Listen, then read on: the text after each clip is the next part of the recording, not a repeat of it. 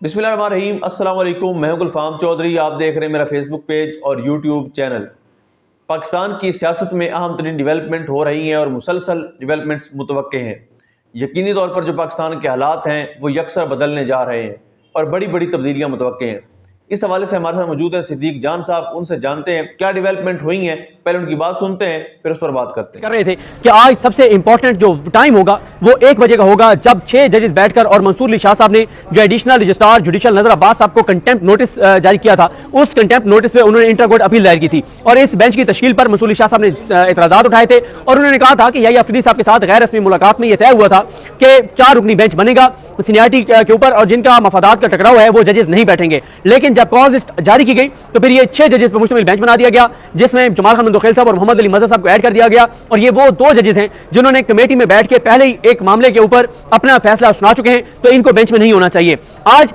जो अभी तो मैं आपको खैर मुख्तसर अहवाल बता रहा हूं, बहुत लंबी ये प्रोसीडिंग थी, 1.5 घंटे से ज्यादा की प्रोसीडिंग थी। मुकम्मल अहवाल आपके साथ नेक्स्ट वीडियो में शेयर करेंगे, लेकिन पहले आपको बता देते हैं कि एंड में क्या हुआ, फिर कुछ चीजें जो बहुत इंपॉर्टेंट है वो बात करेंगे। एंड में ये हुआ है कि 2 जजेस ने, जस्टिस शाहिद वहीद साहब ने और जस्टिस अतर मिनल्ला साहब ने, तो सिर्फ इस मामले पे इस ऑब्जर्वेशन के साथ इस मामले को डिस्पोज ऑफ कर दिया है कि जो नजर अब्बास हैं, और क्योंकि उनके वकील ने आते ही कहा था कि वो ये इंट्रा कोर्ट अपील वापस लेते हैं। जब उन्होंने शुरू में आकर कहा था कि वो इंट्रा कोर्ट अपील वापस लेना चाहते हैं क्योंकि आज जो सुबह 9:35 पर जो फैसला सुनाया मंसूर अली शाह साहब ने और अकील अब्बासी साहब ने, उस फैसले में उन्होंने जो नोटिस किया था इनको एडिशनल रजिस्ट्रार जुडिशल को, वो वैसे ही डिस्चार्ज कर दिया था, वो वापस ले लिया था और कहा था कि हमें कहीं भी उसकी बदनीयती नजर नहीं आई, हमें कहीं भी नजर अब्बास एडिशनल रजिस्ट्रार जुडिशल जो है उनका नजर नहीं आया कि उन्होंने अदालती हुक्म की खिलाफवर्जी की हो। और उन्होंने जो उनका एक डिफेंस था उसको एक्सेप्ट किया कि उनका कोई रोल नहीं है। नजर अब्बास साहब ने तो मामला भेजा था कमेटी को और कमेटी ने फिर केस वापस लिया है और बेंच तब्दील किया है, इसमें उनका कोई तल्लुक नहीं है। तो जब उनका मामला ही खत्म हो गया था एडिशनल रजिस्ट्रार जुडिशल नजर अब्बास साहब का, तो इसलिए नजर अब्बास साहब ने इंट्रा कोर्ट अपील जो दायर की थी वो इंट्रा कोर्ट अपील उन्होंने वापस ले ली। लेकिन जैसे उनके वकील ने बताया तो इंट्रा कोर्ट अपील वापस लेना चाहते हैं, तो जस्टिस जमाल खान मंदोखेल ने कहा कि आप अपना क्लेम तो वापस ले सकते हैं लेकिन आप अपनी पिटीशन आप वापस नहीं ले सकते। अब ये अदालत का इख्तियार है कि जब एक बार उन्होंने पिटीशन लगा ली है तो अब अदालत का इख्तियार है कि उस पिटीशन के साथ क्या करती है। बहुत ज्यादा इसके ऊपर बात होती रही, शुरू में तो बहुत एग्रेसिव थे जमाल खान मंदोखेल साहब और इतने एग्रेसिव थे, आज सबसे ज्यादा जो एग्रेसिव थे वो जमाल खान मंदोखेल साहब और मोहम्मद अली मजहर साहब थे। वो बहुत ज्यादा बरहम थे, बहुत ज्यादा गुस्से में थे और शुरू में उन्होंने ऐसी ऑब्जर्वेशन दी जिसने हैरान कर दिया सबको कि उन्होंने कहा कि अगर इंटर कोर्ट अपील आप वापस ले रहे हैं फिर भी हम केस सुनेंगे और हम उस फैसले को भी देखेंगे जो फैसला अभी हमारे सामने चैलेंज नहीं हुआ। ये टेक्निकल एक चीज आपको अर्ज कर दूं कि क्योंकि पहले जो इंटर कोर्ट अपील दायर की थी नजर अब्बास जो एडिशनल रजिस्ट्रार जुडिशल है, उन्होंने उस नोटिस के ऊपर की थी जो उनको शोकॉज नोटिस जारी किया गया था। उन्होंने उस शोकॉज नोटिस को चैलेंज कर दिया था इंटर कोर्ट अपील में कि मुझे जस्टिस मंसूर अली शाह और जस्टिस अकील अब्बासी ने जो शोकॉज नोटिस जारी किया है ये दुरुस्त नहीं है और इसको खत्म किया जाए। लेकिन आज जब फैसला आ गया और ऑलरेडी वो बेंच ने वो शोकॉज नोटिस वापस ले लिया तो उनका केस तो खत्म हो गया। लेकिन आज जो मंसूर अली शाह साहब और अकील अब्बासी साहब ने जो फैसला दिया वो फैसला आज चैलेंज नहीं हुआ था, वो किसी पार्टी ने चैलेंज नहीं किया था, वो इस अदालत के सामने नहीं था। तो जब इस अदालत के सामने नहीं था तो बार बार जो शाहिद वहीद साहब और अतर मिनल्ला साहब ये कहते रहे कि जिस केस के ऊपर बहुत ज्यादा ऑब्जर्वेशंस दी जा रही हैं, बहुत ज्यादा रिमार्क्स दिए जा रहे हैं, वो फैसला तो चैलेंज हुआ ही नहीं है। तो जब वो फैसला चैलेंज नहीं हुआ तो कैसे हम उसको सुन सकते हैं, कैसे हम उसको देख सकते हैं, कैसे उसके ऊपर रिमार्क्स दे सकते हैं। लेकिन जिस तरह से मैंने आपको अर्ज किया कि जमाल खान मंदोखेल साहब और मोहम्मद अली मजहर साहब बहुत गुस्से में थे, आज उन्होंने शदीद उन्होंने भी इल्जामात की भरमार की है जस्टिस सैयद मंसूर अली शाह साहब के ऊपर, उनको जवाब दिए हैं जो मंसूर अली शाह साहब की ऑब्जर्वेशंस आती रही हैं, जो उनके फैसले में है, जो उनके रिमार्क्स आते रहे, उन तमाम को आज इन जजेस ने उन रिमार्क्स का जवाब दिया है और बार बार वो अटैक करते रहे। खासतौर पर जमाल खान मंदोखेल साहब और मोहम्मद अली मजहर साहब अटैक करते रहे जो मंसूर अली शाह साहब की ऑब्जर्वेशन थी या मंसूर अली शाह साहब का जो फैसला था और उनके फैसले में जो इन जजेस के हवाले से लिखा गया है कि जो ये कमेटी के मेंबरान हैं। और आज एक मौके के ऊपर जब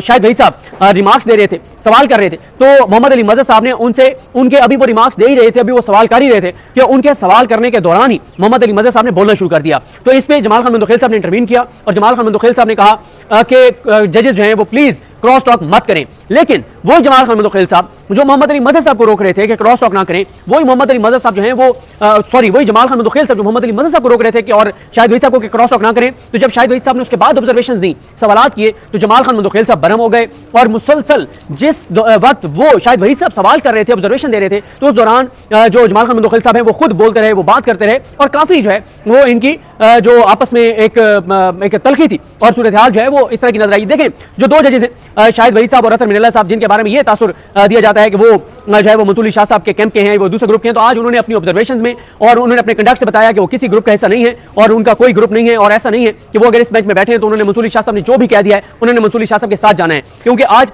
अतर मिनल्ला साहब और शाहिद वहीद साहब ने इस बात का कहा कि जो कॉन्फ्लिक्ट ऑफ इंटरेस्ट वाली बात की है, जो मफादात के टकराव की बात की मंसूर अली शाह साहब ने, वो बात दुरुस्त नहीं है। तो इससे ये बात वाज़ेह होती है कि अतर मिनल्ला साहब और शाहिद वहीद साहब जो है वो लीगल पोजीशन देखते हैं, वो आईनी सिचुएशन देखते हैं, वो ऐसा नहीं है कि वो किसी ग्रुप का हिस्सा है। और उन्होंने जहां पे इख्तिलाफ करना था वहां पे मंसूर अली शाह साहब से भी इख्तिलाफ किया, अकील अब्बासी साहब से भी इख्तिलाफ किया मफादात के टकराव के मामले पे। लेकिन जो बहुत ज्यादा गुस्से में आ गए थे जमाल खान मंदोखेल साहब, वो इस पॉइंट पर आ गए थे जब उन्होंने शाहिद वहीद साहब ने दो बातें कही। पहली, शाहिद वहीद साहब ने यह बात की कि जब इंटर कोर्ट अपील ही वापस ले ली है, जब इंटर कोर्ट अपील ही वापस ले ली है जो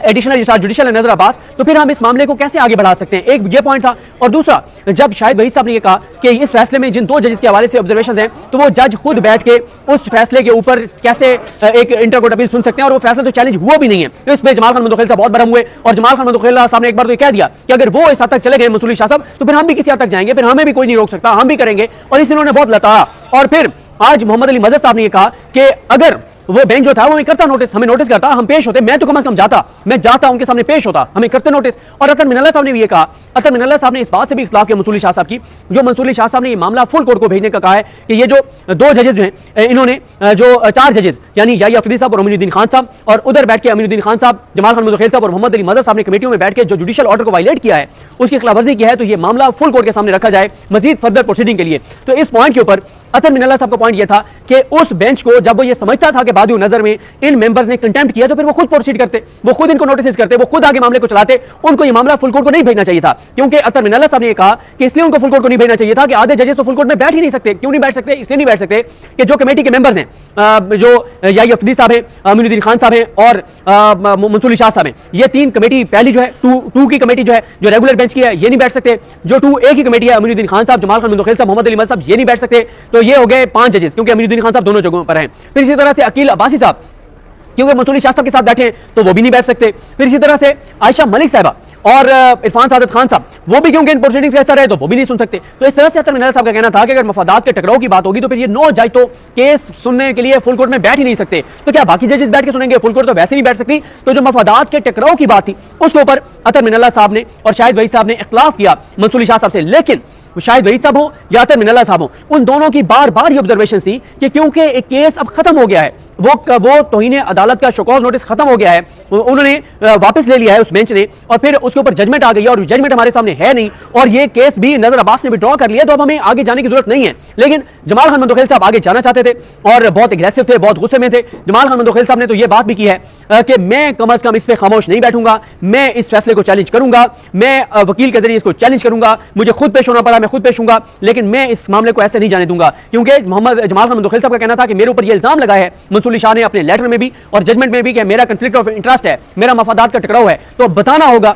कि कैसे मेरा मफादात का टकराव है, बताना होगा मंसूर अली शाह को और अकील अब्बासी को कि कैसे मेरा इंटरेस्ट है, मेरा क्या मफाद है। और उन्होंने आज कहा कि हमें कहा जाता है कि हम 26 आईनी तरमीम के बेनिफिशरी हैं, अगर हम बेनिफिशरी हैं तो दूसरे अग्रीव्ड हैं, दोनों वो फिर मुतासर हैं। अगर हम 26 आईनी तरमीम नहीं सुन सकते तो फिर वो भी नहीं सुन सकते, हम अगर बेनिफिशरी हैं। जी बिल्कुल, जिस तरह से आपने सिद्दीक जान साहब को सुना कि आइंदा आने वाला जो हफ्ता है, ये चंद दिन है, ये पाकिस्तान की सियासत में कितने अहम है, और इसमें जो पाकिस्तान की सियासत है उसमें कितनी बड़ी तब्दीलियां मुतवक्के हैं। अल्लाह पाक वतन अजीज़ का हामी और नासिर हो। पाकिस्तान जिंदाबाद।